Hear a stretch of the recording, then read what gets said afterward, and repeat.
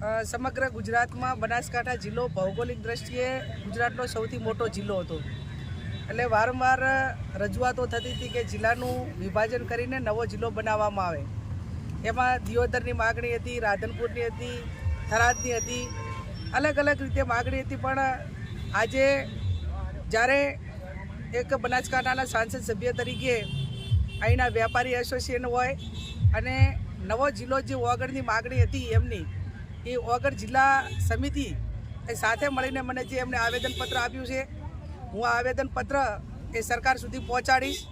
એક વાસ્તવિકતા છે કે જ્યારે સરકારે જાહેરાત કરી એ ટાઈમે પણ મેં સ્ટેટમેન્ટ આપ્યું હતું કે કોઈ પણ જિલ્લાનું વિભાજન હોય, તાલુકાનું વિભાજન હોય તો સ્થાનિક લોકોને, સ્થાનિક પ્રજાના પ્રતિનિધિઓને સાંભળીને ભૌગોલિક દ્રષ્ટિએ અને એમને વિશ્વાસમાં લઈને નિર્ણય લીધો હોત તો અત્યારે આંદોલન કે આજે ધાનેરા નારાજ, કાંકરેજ નારાજ, દિયોદર નારાજ, 8માંથી 4 જેટલા તાલુકાઓ, વિધાનસભાઓ આખી નારાજ હોય ત્યારે સરકારે લોકશાહીની અંદર એમને સાંભળવા પડે અને સાંભળ્યા વગર પણ ઘણી રીતે એમને જે અહીંના લોકો એમની પાસે કદાચ રજૂઆત કરવા ગયા હોય તો પણ પૂરતા સાંભળ્યા નથી।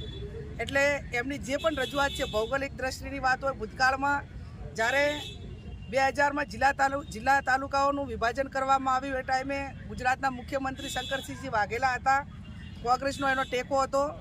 દિયોદરમાંથી બાબર તાલુકો અલગ બનાવવાનો હતો।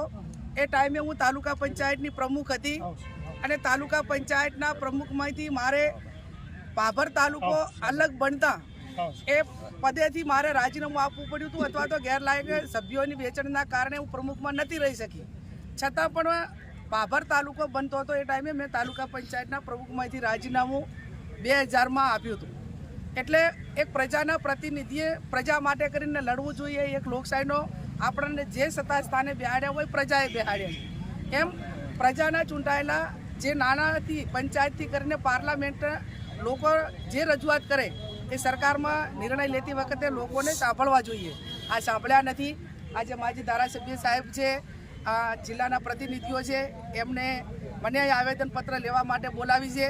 આ જે આવેદનપત્રની અંદર એમની જે માગણી છે એ માગણી હું મારા લેટર પેડમાં લખી અને સરકાર સુધી પહોંચાડી અને એમની જે વાત છે, એમની જે રજૂઆત છે એ સાંભળી અને પુનર્વિચારણા કરીને એમને કઈ રીતે સંતોષ મળે એવા પ્રયત્નો સરકાર કરે એ બાબતનો લેટર હું લખી અને સરકાર સુધી આ બાબતની જાણ કરીશ। માનું છું મેં કીધું એ પ્રમાણે અગાઉ કે ભૌગોલિક દ્રષ્ટિએ અને તાલુકાઓની દ્રષ્ટિએ બનાસકાંઠા ગુજરાતનો સૌથી મોટો જિલ્લો હતો। ભૂતકાળમાં જ્યારે વિભાજન કર્યું, બોટાદ હોય, સોમનાથ હોય કે અલગ અલગ જિલ્લાઓ નવા બનાવ્યા તો કેટલાક જિલ્લા 4 તાલુકાના પણ એમને બનાવ્યા છે। 4 જિલ્લા, 3 તાલુકાના 4 તાલુકાના પણ જિલ્લા બનાવ્યા છે।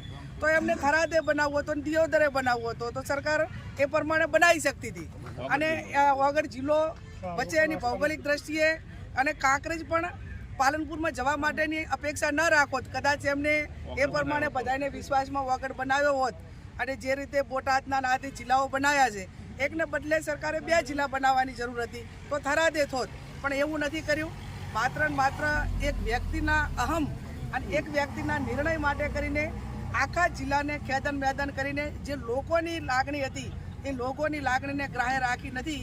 એટલે આ બાબતમાં કદાચ થરાદે ભલે જિલ્લો બન્યો હોય પણ ઓગળને અલગ જિલ્લો બનાવીને કાંકરેજ, ધાનેરા, દિયોદરને આને પણ ન્યાય મળે એ જે રજૂઆત છે એ રજૂઆત એ હું સરકાર સુધી પહોંચાડું।